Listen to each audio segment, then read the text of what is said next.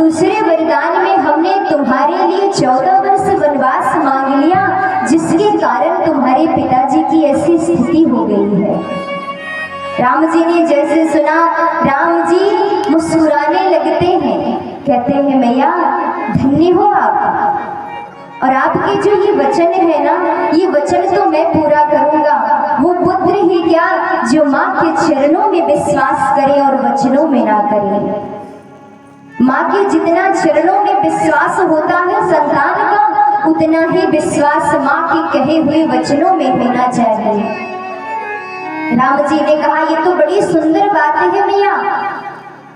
पहले संत आते थे अयोध्या में तो हमें दर्शन करने को मिलता था, लेकिन आज देखो मैं स्वयं चल करके जाऊंगा और जंगलों में जाकर स्वयं संतों का दर्शन करूंगा। कितना सुंदर विचार है राम जी का। देखिए जिस कथा को आप सुन रहे हो, आज के कलयुग में अगर माँ कुछ कह देती है, पिता कुछ संतान को कह देते हैं, दो शब्द अगर डांट देते हैं तो पिता पुत्र क्रोध में घर छोड़ के चला जाता है, लेकिन दूसरे दिन से आएगा तो भाव बदला होता है, कहेगा ये घर हमारा भी तो है। लेकिन राम जी के भाव देखो, इनके आचरण देखो, इनके शब्द तो देखो, प्रसन्न हो जाते हैं, उन्हें कोई फर्क नहीं पड़ता। मैं अयोध्या का राजा बनूं ना बनूं, राम जी के लिए कोई फर्क नहीं पड़ता। अयोध्या को छोड़ के भी चले जाऊं तो माता पिता की आज्ञा है, उसका पालन मैं करूंगा, मेरा धर्म है, राम जी सोचते हैं। राम जी वहां से दौड़ करके अपनी मैया कौशल्या के गोद में जाकर के लेट जाते हैं। मैया कौशल्या से कहते हैं माँ सबसे बड़ा कौन है यहाँ भाइयों में? मैया कौशल्या ने कहा कैसी बात कर रहे हो राम, भाइयों में तो सबसे बड़े तुम हो। कहा माँ रात भर से मैं यही सोच रहा था कि पिताजी मेरे लिए राजा बनने का सपना देख रहे हैं, और मुझे रात भर नींद नहीं आ रही थी कि एक तो मैं बड़ा भाई हूँ, और अगर मैं राजा बन गया तो मैं और बड़ा हो जाऊंगा भाइयों से। लेकिन पिताजी ने जो वचन पूरा करने की बात कही है ना, उससे आज मैं बहुत प्रसन्न हूँ। कहा कौन सी वचन पुत्र? राम जी ने कहा मैया अब मैं बहुत प्रसन्न हूँ कि एक भाई अयोध्या का राजा बनेगा और एक भाई वन का राजा बनेगा। भरत बनेगा अयोध्या का राजा और मैं बनूंगा वन का राजा। मैया कौशल्या ने जैसे सुना, आज मैया कौशल्या ने इस बात को सुन करके आश्चर्य में नहीं पड़ी। मैया कौशल्या कहती हैं ये वचन किसने मांगा है? राम जी ने कहा मैया कैकेयी के ये वचन है। आज जैसे ही देखिए मैया कौशल्या ने सुना कैकेयी के वचन है। कौशल्या मैया ने कहा अगर तुम्हारी माँ की वचन है तो मैं तुम्हें कभी राम रोकूंगी नहीं, क्योंकि मुझे पता है कैकेयी जो भी तुम्हारे विषय में सोचती है वो भली भांति उसमें तुम्हारा कुशल ही होता है।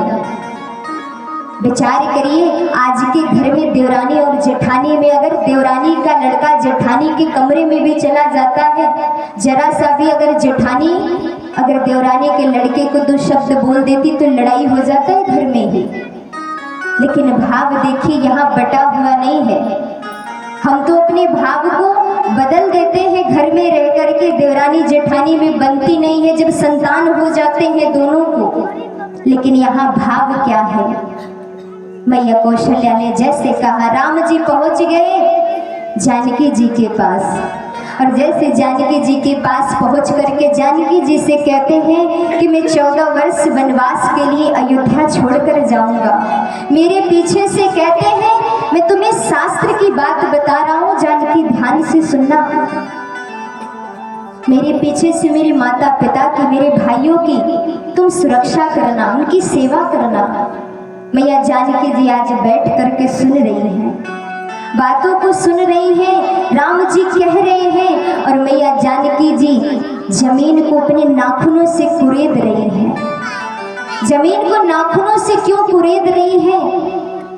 आज अपनी माँ से कह रही है, माँ आज इस अयोध्या से कोई तो जाएगा दो में से, या तो ये जानकी जाएगी या तो जानकी के प्राण जाएंगे, लेकिन नहीं पता कि कौन आज यहाँ से जाएगा।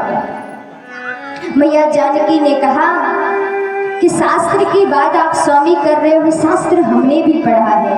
शास्त्र ये भी कहता है कि जहाँ पति हो वहाँ पत्नी का धर्म है बराबर चलना। अगर आप हमारे सुख के दिनों में हमारे साथ थे, तो आज जब दुख के दिन आए हैं तो एक पत्नी अपने पति का साथ कैसे छोड़ देगी। राम जी ने कहा कि जिस स्थान पर मैं जा रहा हूँ ना, वहाँ बिना मौसम के बारिश होती है, मुझे जलते हुए पत्थरों पर चलना पड़ेगा और तुम्हारे ये कोमल चरण उन पत्थरों पे नहीं चल पाएंगे। मैया जानकी जी कहती हैं, अगर आपके चरण उन जलते हुए पत्थरों पर पड़ेंगे, आप चल सकते हो तो हम क्यों नहीं चल सकते हैं। याद रखिए, आज इस संसार में सुख के दिनों में पत्नी बराबर खड़ी रहती है। जब पति को आवश्यकता किसी चीज की नहीं पड़ती है तो पत्नी बराबर रहेगी, लेकिन अगर दुख आ जाए तो पत्नी साथ छोड़ देती है। मैया जानकी कहती है, जहाँ आप रहोगे वहाँ हम भी रहेंगे। और मैंने विवाह के समय वचन लिया था कि दुख और सुख दोनों में मैं आपके साथ खड़ी रहूंगी। मैया जानकी जी जाने के लिए तैयार हो जाती। यहाँ लक्ष्मण जी को जैसे पता चला कि मेरे भैया जा रहे हैं, लक्ष्मण जी से राम जी ने कहा, मैं तो जा रहा हूँ लेकिन मेरे पीछे से मेरे माता पिता की तुम ख्याल रखना।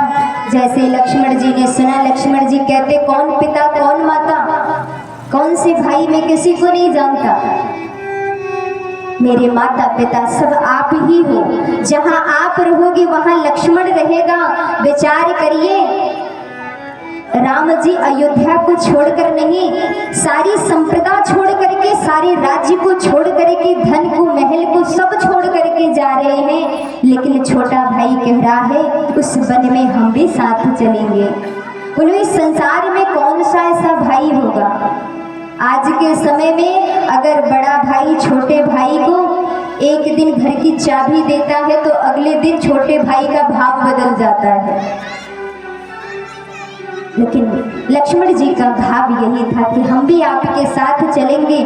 आज जैसे उर्मिला जी को पता चला मेरे पति छोड़कर अयोध्या जा रहे राम जी के साथ, वैसे ही आरती की थाल सजाती हैं कि जब मेरे पति जी जाने लगेंगे तो आरती उतारूंगी। और जैसे आज आरती की थाल सजाती हैं, लक्ष्मण जी विचार कर रहे हैं कि जितनी देर में मैं आरती उतरवाने अपना जाऊंगा, कहीं मेरे भैया मुझे छोड़कर ना चले जाए। लक्ष्मण जी आरती भी अपनी नहीं उतरवाते, लेकिन उर्मिला जी का भाव तो देखिए पति के लिए। उर्मिला जी कहती है, मैं अपने पति की आरती तो ना उतार सकी, लेकिन इस जलते हुए दीपक को मैं 14 वर्ष तक रखे रहूंगी। जब मेरे पति वापस लौट करके आएंगे